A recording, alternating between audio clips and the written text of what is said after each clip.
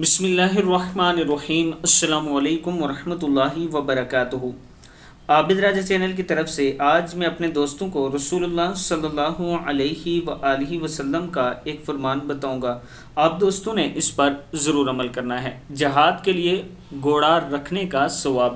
حضرت ابو ہریرہ رضی اللہ تعالیٰ عنہ فرماتے ہیں کہ نبی اکرم صلی اللہ علیہ وآلہ وسلم نے ارشاد فرمایا، جو شخص اللہ کی راہ میں جہاد کرنے کے لیے گھوڑا رکھے صرف اللہ پر ایمان لانے کی وجہ سے اور اس کے وعدوں کو سچا سمجھ کر، تو بے شک اس گھوڑے کا کھانا پینا اور اس کا پیشاب غرض اس کی ہر چیز قیامت کے دن ثواب بن کر اس کے ترازو اور اعمال میں تلے گی۔